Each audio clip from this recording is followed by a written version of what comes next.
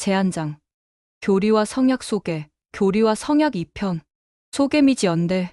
교리와 성약은 마지막 날에 지상에 세워지는 하나님 왕국의 설립과 규범을 위하여 주신 신성한 계시 및 영감받은 선언문을 모은 책이다.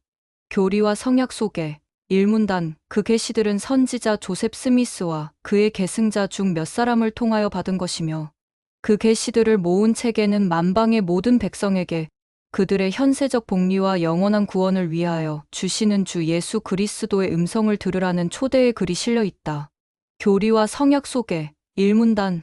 교리와 성약에서 시간상 가장 일찍 받은 편은 1823년에 조셉 스미스가 천사 모로나이를 통해 받은 말씀들이며 그때 스미스 가족은 뉴욕주 팔마이라 근방에서 살고 있었다.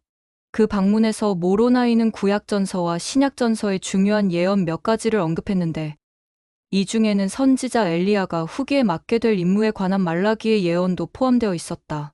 교리와 성약 2편에 기록된 그 예언은 하나님 아버지께서 당신의 자녀들을 구속하기 위해 세우신 계획을 이해하는 데 필수적이다. 1816년 후반 스미스 가족이 버몬트주에서 뉴욕주 팔마이라로 이사하였다. 1820년 봄 하나님 아버지와 예수 그리스도께서 조셉 스미스에게 나타나셨다. 1823년 9월 20일에서 22일 모로나이 천사가 조셉 스미스를 방문하였다. 교리와 성약 2편. 1823년 11월 19일 조셉 스미스의 형 엘빈이 사망하였다. 1827년 1월 18일 조셉 스미스와 에머 헤일이 결혼하였다. 삶에서 하나님 아버지의 인도가 필요했던 시기를 생각해 본다. 교리와 성약 소개편과 교리와 성약의 계시들을 공부하면서 삶에서 필요한 신성한 지침과 도움을 받을 수 있도록 도와주는 진리들을 찾아본다. 교리와 성약 역사적 배경 추가 자료. 주님께서는 선지자 조셉 스미스에게 복음의 회복, 교회의 조직, 특정 개개인의 필요 사항과 책임에 관하여 신성한 지침을 주셨다. 보통 낱장으로 된 종이에 서기들이 선지자가 받은 이러한 계시들을 받아 적었으며 나중에 그 사본을 책으로 제본하였다. 1831년 11월에 선지자 조셉 스미스를 비롯한 교회 지도자들은 오하이오주 하이럼에서 열린 장로 대회에 모였다. 이 대회에서 교회 지도자들은 선지자가 받은 몇몇 계시를 엮어 계명의 책이라는 제목을 달아 출판하기로 결정했다. 윌리엄 W. 펠프스는 교회를 위한 인쇄인으로 부름받은 상태였다. 교리와 성약 57편 11절. 이에 계시들의 사본이 미주리주 인디펜던스에 있던 그에게 전달되었다. 출판이 거의 마무리되던 1833년 7월에 폭도들이 펠프스의 인쇄소를 공격하여 건물과 인쇄기 그리고 계시가 인쇄된 인쇄지 대부분을 파괴했다. 하지만 두 명의 청녀 메리 엘리자베스 롤린스와 그녀의 여동생 캐롤라인을 비롯한 몇 사람이 인쇄된 일부 인쇄지를 구해 비록 온전하지는 않았지만 결국 소량의 책이 제본되었다. 1835년에 조셉 스미스가 받은 계시들을 모은 두 번째 모음집이 출판되었으며 그 책은 교리와 성약이라고 불렸다. 이 책에는 103개의 계시와 서문이 실려 있었다.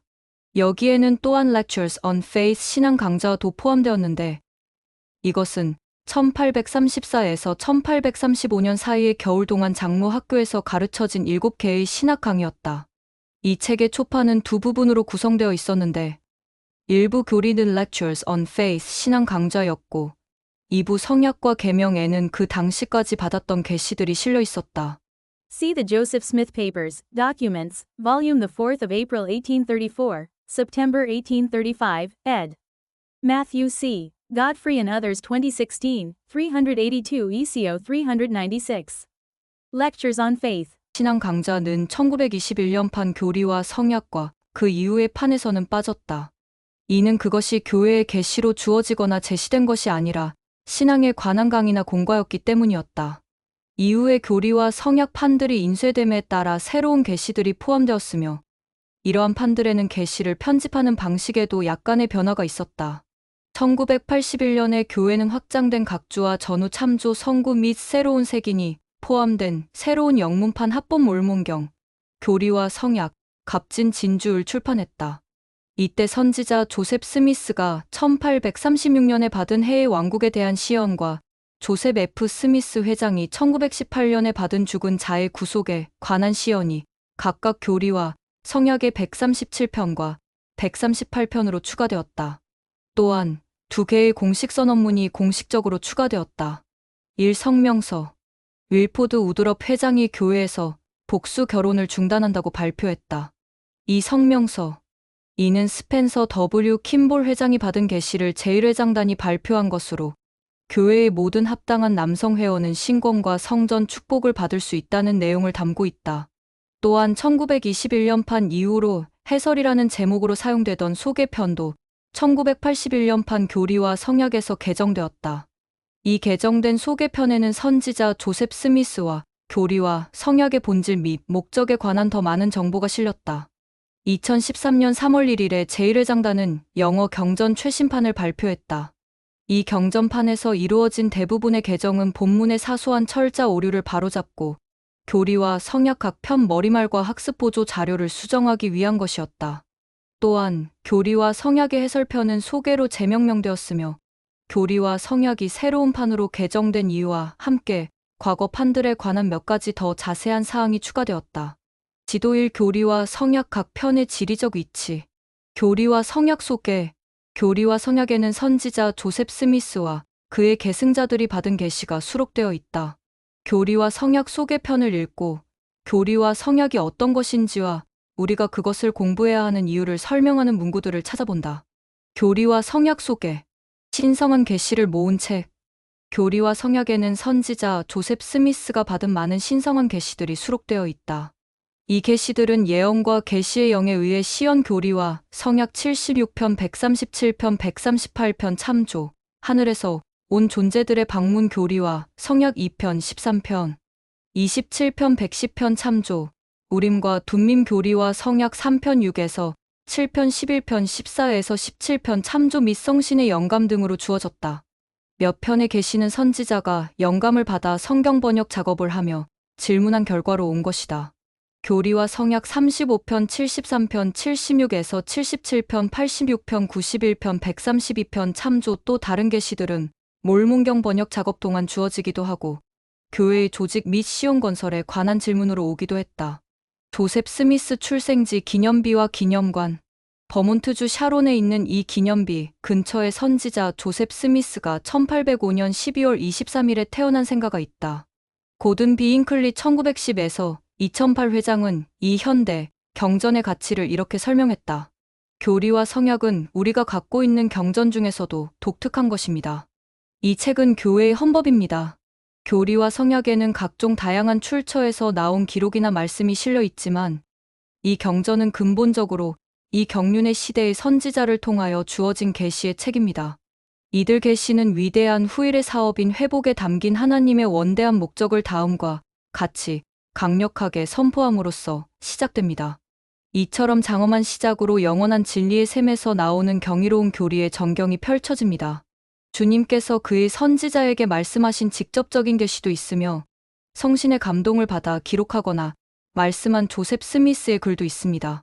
또한 그가 각기 다른 상황에서 발생한 사건에 대하여 쓴 이야기도 있습니다.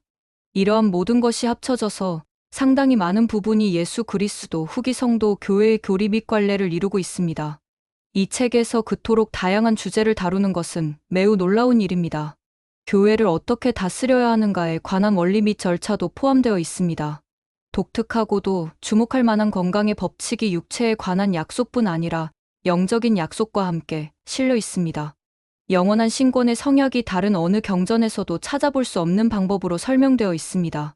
영광의 세 등급에 속하는 특권과 축복, 그 제한 범위와 기회가 알려졌으며 해와 달과 별의 영광에 대한 바울의 간략한 언급을 좀 더 보완해주고 있습니다. 회개가 명백하고도 강하게 선포되었습니다. 올바른 침례 방식이 주어졌습니다.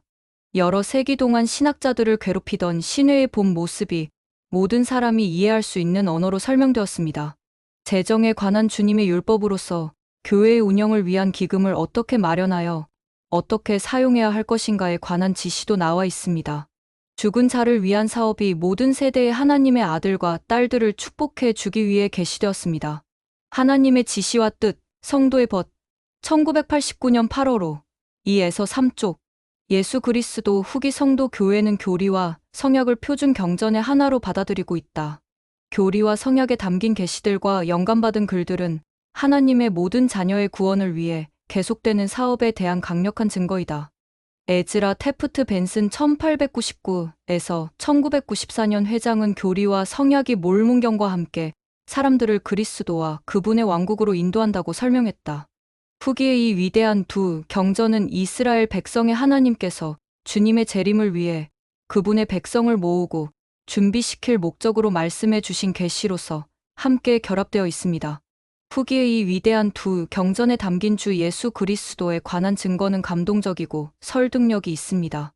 사실상 교리와 성약과 몰문경은 각 장마다 주님에 대해, 즉 자녀들을 향한 그분의 위대한 사랑과 우리를 위해 치르신 속죄 희생에 관해 가르쳐주며 우리가 어떻게 살아야 그분과 하나님 아버지께 돌아갈 수 있는지를 알려줍니다.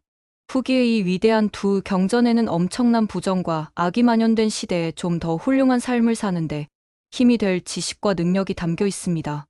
이 경전들을 기도하는 마음으로 진지하게 상고하는 사람은 그 안에서 위안과 조언과 지침, 숨겨진 능력을 얻어 자신의 삶을 향상하게 될 것입니다. 교리와 성약은 몰문경을 선지자 조셉 스미스 및 그의 계승자들을 통해 계속되고 있는 이 회복의 사업과 연결해주는 고리가 됩니다. 우리는 교리와 성약을 통해 성전 사업, 영원한 가족, 영광의 등급, 교회 조직 및 기타 수많은 회복의 위대한 진리를 배웁니다. 몰문경은 우리 종교의 종석이며 교리와 성약은 계속되는 후기의 계시가 있는 관석입니다. 주님께서는 종석과 관석 모두를 승인해 주셨습니다. 교회 회장들의 가르침 에즈라 테프트 벤슨 2014 132에서 133쪽 교리와 성약 소개 편의 1에서 3문단에 따르면 교리와 성약의 계시들을 공부할 때 우리는 무엇을 듣게 되는가? 조셉 F. 스미스 1838에서 1918년 회장은 우리 경륜의 시대에 주어진 계시들이 어떻게 예수 그리스도의 복음에 관한 우리의 지식을 증진하는지에 대해 이렇게 설명했다. 저는 형제님들께 교리와 성약은 세상에 밝혀진 가장 영광스러운 원리들을 수록하고 있으며 어떤 것은 과거 어느 때 계시된 것보다도 더욱 충만하게 세상에 계시되었다고 말씀드립니다. 이것은 후기에 주님께서 세상에 기초가 놓일 때부터 감추어진 것들을 밝히 드러내 보이실 것이라는 고대 선지자들의 약속이 성취된 것이며 주님은 이러한 것을 선지자 조셉 스미스를 통하여 계시해 주셨습니다. 교회 회장들의 가르침 조셉 F. 스미스 1998 44쪽 소개편 6문단에 따르면 교리와 성약의 계시들은 어떤 상황 때문에 주어졌는가? 그런 상황들을 고려해 볼 때 우리 자신을 위한 계시를 받는 것에 관하여 무엇을 배울 수 있는가? 조셉 필딩 스미스 1876에서 1972년 회장은 대부분의 경전이 본래 고대 민족들에게 주어진 것임을 언급했다. 반면에 교리와 성약은 특별히 지금의 경륜의 시대를 사는 하나님의 자녀들에게 주어진 하나님의 말씀을 담고 있다. 그는 이렇게 간증했다. 교리와 성약에는 오늘날 지상에 사는 사람들에게 주어진 하나님의 말씀이 수록되어 있습니다. 이것은 우리의 책입니다. 이 책은 후기 성도를 위한 책입니다. 선지자 조셉 스미스는 우리가 이 책을 온 세상의 부귀보다 더 귀하고 황금보다도 더 귀한 보물로 여겨야 한다고 말씀했습니다. 구원의 교리, 브루스 알메콩키 편 1956 3권, 172쪽, 계시의 책 제1권과 기펜, 계시의 책 제1권 존 휘트머가 선지자 조셉 스미스가 받은 초기 계시 중 일부를 선정하여 기록한 책, 교리와 성약 소개, 12사도의 증언, 교회 지도자들이 1831년 11월 대회에서 계시를 편집하고 정리해서 출판하기로 결정했을 때 선지자 조셉 스미스는 계시의 신성한 근원에 관한 증언문을 준비했다. The Joseph Smith Papers, Documents, Volume the 2nd of July 1831, January 1833, ed. Matthew C. Godfrey and Others 2013, 110 ECO 114. 참석한 사람들은 계시의 진실성에 관해 기꺼이 증언하겠다는 의사를 표명했다. 1830년판 몰문경에서 세 증인과 8증인의 증언이 책 뒷부분에 수록되었던 것과 마찬가지로 이 증언도 계명의 책 뒷부분에 포함되어 출판될 예정이었다. 하지만 그 증언문은 현재 남아있는 계명의 책들에는 실려있지 않다. 이는 아마도 인쇄소가 파괴되어 출판이 갑자기 중단되었기 때문인 것으로 보인다. 12사도의 증언은 1835년에 출판된 교리와 성약에 포함되었다. 12사도들은 교리와 성약의 진실성에 대한 자신들의 증언의 원천이 무엇이라고 말했는가? 여러분은 이 계시들에 대하여 어떻게 그와 같은 간증을 얻을 수 있겠는가? 교리와 성약 2편 역사적 배경 추가 자료. 첫 번째 시연을 받은 후 약 3년이 지날 무렵인 1823년 9월 21일에 17세의 조셉 스미스는 자신의 죄를 사해 주실 것을 간구하며 하나님 앞에서의 자신의 입장을 알고자 했다. 이 기도에 대한 응답으로 모로나이라는 이름의 천사가 나타나 하나님께서 조셉에게 시키실 일이 있다고 선언했다. 조셉 스미스 역사 한 장 29에서 33절 모로나이는 금판에 쓰인 옛 기록이 출현할 것이라고 전하면서 구약전서와 신약전서의 여러 구절들을 인용하였는데 이 중에는 엘리야가 돌아올 것을 예언한 말라기의 말씀을 조금 다르게 인용한 것도 포함되어 있었다. 말라기 4장 5에서 6절 참조 선지자 조셉 스미스는 1838년에 준비하기 시작한 자신에 대한 공식적인 역사 기록에 이 변형된 말라기의 예언을 포함시켰다. 이 기록의 발췌문은 후에 값진 진주에 포함되었으며 조셉 스미스 역사 한 장 38에서 39절 참조 1876년판부터 교리와 성약에도 포함되었다. 표준 경전에 자주 언급되는 것으로 보아 이 예언이 참으로 중요함을 알 수 있다. 말라기 4장 4에서 6절 누가복음 한 장 17절 제3니파이 25장 5에서 6절 교리와 성약 2편 조셉 스미스 역사 한 장 38에서 39절 참조 교리와 성약 2편은 연대순으로 볼 때 교리와 성약의 첫 번째 편이다. 지도사 뉴욕주 팔마이라 맨체스터 1820에서 1831년 교리와 성약 2편 조셉 스미스의 기도에 대한 응답으로 한 천사가 나타나다. 교리와 성약 2편을 읽고 후기에 엘리야가 수행할 사명을 찾아본다.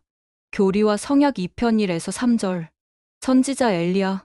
구약전서의 선지자 엘리야는 예수 그리스도 복음이 회복되는데 중대한 역할을 했으며 그의 이름은 교리와 성약의 여러 편에서 언급되었다. 교리와 성약 2편 1절 27편, 9절 35편, 4절 110편, 13에서 16절 128편, 17절 133편, 55절 138편, 46에서 48절 참조. 12사도 정원의 데이비드, A. 베드나 장모는 엘리야가 누구이며 왜 우리 시대에 돌아왔는지를 이렇게 설명했다. 엘리야는 위대한 기적을 일으킨 구약 시대의 선지자입니다.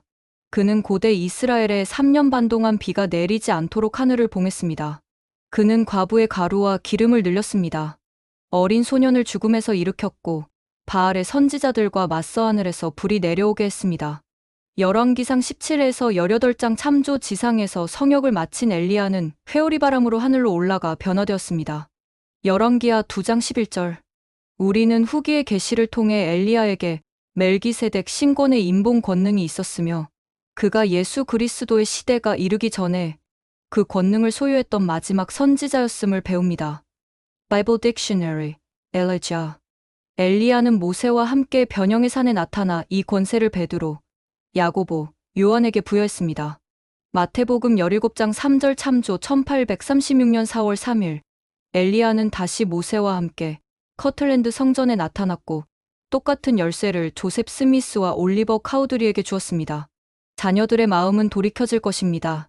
리아오나 2011년 11월호 24쪽 뉴욕주 팔마이라에 위치한 스미스 가족의 통나무 집 외관. 뉴욕주 팔마이라 군구에 위치한 스미스 가족의 통나무 집이 복원된 모습. 이곳에서 모로나이 천사가 어린 조셉 스미스에게 나타났다. 교리와 성약 2편 1절 나는 너희에게 신권을 드러내리라. 1836년 4월 3일에 엘리야가 커틀랜드 성전에 나타났을 당시 선지자 조셉 스미스와 올리버 카우드리는 베드로, 야고보, 요한에게서 이미 멜기세덱 신권을 받은 상태였다. 1829년 5에서 6월 무렵 엘리야의 손으로 신권을 드러내리라는 주님의 약속은 교리와 성약 2편 1절 엘리야가 커틀랜드 성전에 방문해서 조셉과 올리버에게 부여한 신권의 인봉 권능의 열쇠를 뜻하는 것이었다. 교리와 성약 110편 13에서 16절 참조. 선지자 조셉 스미스 1805에서 1844년은 우리가 모든 신권 축복을 받는 데에 왜 엘리야의 방문이 필요했는지에 대해 이렇게 설명했다. 엘리야의 영, 권능 및 부름은 여러분이 멜기세덱 신권의 충만함과 지상에 있는 하나님의 왕국의 계시, 의식, 말씀, 능력과 엔다우먼트의 열쇠를 소유할 권능이 있다는 것을 말합니다. 또한 이것은 아버지의 마음을 자녀에게, 자녀의 마음을 아버지에게, 즉 하늘에 있는 자들에게 돌리기 위해 하나님의 왕국에 속한 모든 의식을 받고, 얻고, 집행할 권능이 있다는 것을 말합니다. 엘리야의 직분과 일은 무엇입니까? 이것은 하나님께서 계시하신 가장 위대하고 중요한 주제 중 하나입니다. 그분은 엘리야를 보내어 자녀를 아버지에게, 또한 아버지를 자녀에게 임봉되게 하신 것입니다. 다시 말씀드리자면 엘리야의 임봉 권능 혹은 교리는 다음과 같습니다. 여러분이 땅과 하늘에서 임봉할 권능을 갖고 있다면 우리는 현명해야 합니다. 여러분이 우선 해야 할 일은 가서 여러분의 아들, 딸들을 이 땅에서 여러분에게 임봉하고 그런 다음 여러분 자신을 영원한 영광 중에 있는 여러분의 조상들에게 임봉하는 것입니다. 교회 회장들의 가르침 조셉 스미스 2007 311에서 312쪽 조셉 필딩 스미스 회장은 하나님의 자녀들이 신권 권능을 통해 위대한 축복을 받는 일이 1836년에 있었던 엘리야의 방문으로 어떻게 가능해졌는지를 설명했다. 엘리야의 사명은 임봉의 권능이었습니다. 엘리야는 부모를 서로에게 임봉하고 자녀가 부모에게 임봉되도록 해주는 열쇠를 갖고 있었습니다. 그는 이 열쇠를 선지자 조셉 스미스에게 부여하였습니다. 그리고 이 임봉 권능은 주 예수 그리스도가 오신 이후 산 자에게만이 아니라 죽은 자에게도 적용됩니다.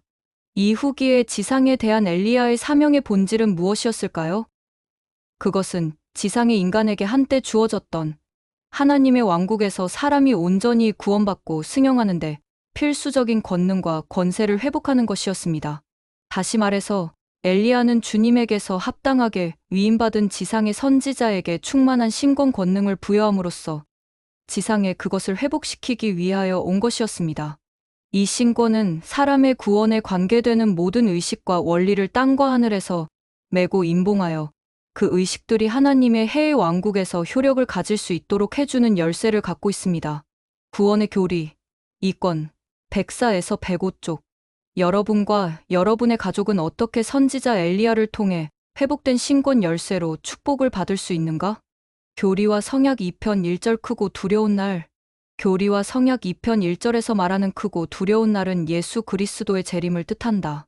그때는 그분의 재림을 준비해 온 사람들에게는 기쁨과 즐거움의 시간이 되겠지만 말라기 4장 2에서 3절 교리와 성역 101편 32에서 35절 참조, 사악한 자들에게는 멸망의 두려운 시간이 될 것이다.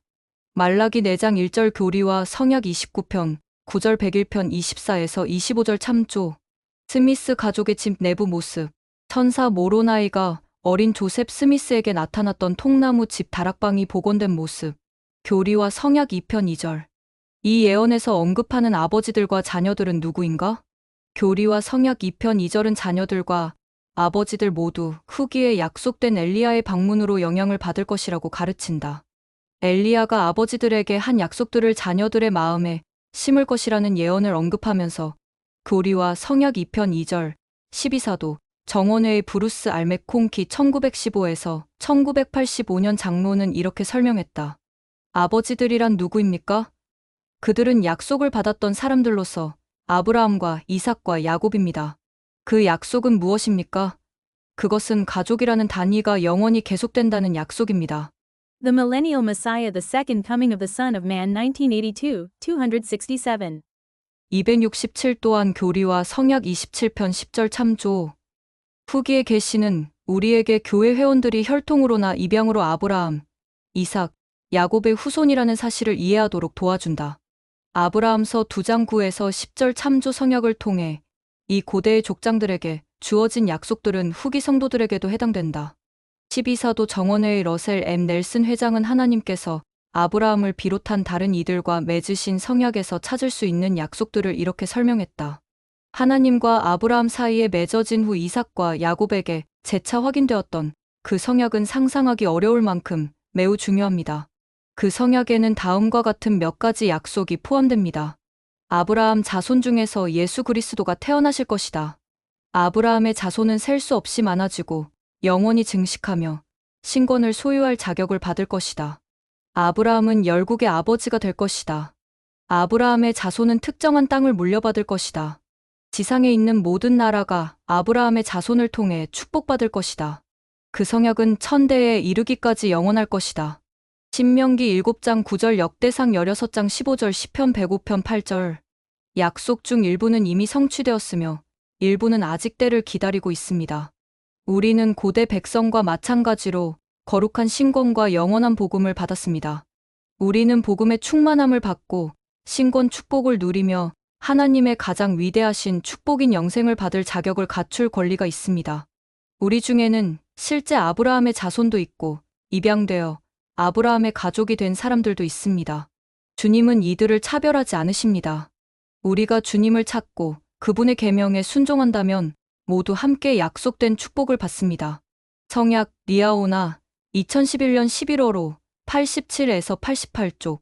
아버지들이라는 단어가 다르게 사용되는 것이 교리와 성약 2편 2절에서 또한 발견된다. 이 구절은 자녀들의 마음은 그들의 아버지들에게로 돌이키리라고 예언하고 있다. 조셉 필딩 스미스 회장에 따르면 그들의 아버지들이란 문구는 복음을 받아들일 특권을 받지 못하고 죽은 조상으로서 언젠가 그 특권을 받을 날이 오리라는 약속을 받은 사람들이다. 자녀란 현재 살아있으면서 계보 자료를 수집하고 성전에서 대리의식을 행하는 사람들이다. 교회 회장들의 가르침. 조셉 필딩 스미스 2013 221쪽. 모로나이 천사가 조셉 스미스에게 나타나다. 조셉 스미스에게 나타난 모로나이 천사, 톰 러벌. 모로나이는 1823년 9월에 어린 조셉 스미스에게 나타났다. 교리와 성약 2편 2절. 자녀들의 마음은 그들의 아버지들에게로 돌이키리라. 죽은 자를 구속하려는 하나님의 계획은 일시에 모두 회복된 것이 아니라 선지자 조셉 스미스와 그의 계승자들에게 단계적으로 주어졌다. 1823년에 모로나이가 조셉 스미스에게 한 예언은 이 경륜의 시대에 이 주제에 관해 주어진 첫 번째 가르침이었다. 회복의 과정에서 이토록 초기에 이 가르침이 주어졌다는 사실은 예수 그리스도의 복음에서 가족에 관한 교리가 그만큼 중요함을 말해준다. 조셉 필딩 스미스 회장은 죽은 자를 구속하는 일에서 가족의 역할에 관해 이렇게 설명했다. 자녀의 마음을 아버지에게로 돌린다는 말은 자녀의 마음 속에 죽은 조상의 기록을 찾고자 하는 열망을 심는다는 뜻입니다. 그들의 마음 속에 이러한 열망과 영감을 심는 일은 반드시 필요한 일입니다. 주님의 집에 가서 충만한 복음을 받을 특권을 얻지 못하였거나 복음을 알지 못하고 돌아가신 조상을 위하여 필요한 의식을 집행하기 위하여서는 이러한 열망을 지녀야 하는 것입니다. 구원의 교리 2권 114쪽. 조셉 필딩 스미스 회장의 가르침에 따르면 자녀의 마음을 아버지에게로 돌리는 것은 우리에게 어떤 일을 하도록 영감을 주는가? 조상들이 복음의 축복을 받을 수 있도록 조상의 기록을 찾고자 하는 열망을 느꼈던 경험을 가족과 함께 나눌 것을 고려해 본다. 교리와 성약 2편 2절. 엘리야의 약속된 방문이 끼친 영향. 선지자 엘리야가 1836년에 커틀랜드 성전을 방문한 것은 지상 곳곳에 있는 사람들에게 영적인 영향력을 미치는 시발점이 되었다. 러셀 M. 넬슨 회장은 엘리야의 영의 효과를 이렇게 설명했다. 엘리야는 바로 이 경륜의 시대에 맨 처음 지어진 성전을 통해 지상에 돌아왔습니다. 이곳에서 엘리야와 다른 하늘 사자들은 주님의 지시에 따라 신권 권세의 특별한 열쇠들을 회복된 교회에 맡겼습니다. 모세가 이스라엘을 집합시키는 열쇠를 맡겼습니다. 일라이어스는 아브라함의 복음의 경륜의 시대를 맡겼으며 엘리야는 조상들의 마음을 자녀에게 돌리고 자녀의 마음을 조상에게 돌리기 위해 왔습니다. 그로 인해 세대 간의 본연적인 사랑이 풍성하게 교류되기 시작했습니다. 이 회복에는 때때로 엘리야의 영이라고 불리는 성신의 임재하심이 동반하여 가족의 거룩한 본질을 증거해 주었습니다. 따라서 종교에 상관없이 전 세계적으로 돌아가신 조상들의 기록을 찾는 사람들의 비율이 계속 높아지고 있습니다. 새로운 추수의 시기, 성도의 벗, 1998년 7월호 34쪽. 커틀랜드 성전 외관. 1836년 4월 3일, 선지자 엘리야는 커틀랜드 성전에서 조셉 스미스와 올리버 카우드리에게 나타났다. 교리와 성약 2편 3절. 온 땅은 완전히 황폐하게 되리라. 주님의 구속 계획에서 지구의 목적 가운데 하나는 하나님 아버지와 성약을 맺고 지킨 이들을 위한 해의 영광의 보금자리가 되는 것이다. 교리와 성약 88편 17에서 20절 참조. 이곳은 가족이 영원히 함께 살 수 있는 곳이 될 것이다. 엘리야가 회복한 신권의 인본 권능으로 남편과 아내, 부모와 자녀는 한데 묶일 수 있게 되었다. 그것은 산자와 죽은 자의 승영의 필수적인 일이다. 인본 권능이 없다면 하나님의 자녀는 충만한 승영의 축복을 누릴 수 없을 것이며 지구를 창조한 목적도 실현되지 못할 것이다. 조셉 필딩 스미스 회장은 이렇게 설명했다. 왜 땅이 황폐하게 되겠습니까? 아버지와 자녀 사이를 굳게 매는 연결, 곧 죽은 자를 위한 사업이 없다면 우리는 모두 버림받을 것이며 하나님의 사업은 모두 수포로 돌아가서 완전히 황폐하게 될 것이기 때문입니다. 교회 회장들의 가르침 조셉 필딩 스미스 219쪽 12사도 정원회의 제프리 아롤런드 장로는 인본 권능의 회복은 하나님의 자녀들을 위한 구원에서 필수적인 단계였다고 더욱 분명히 말했다.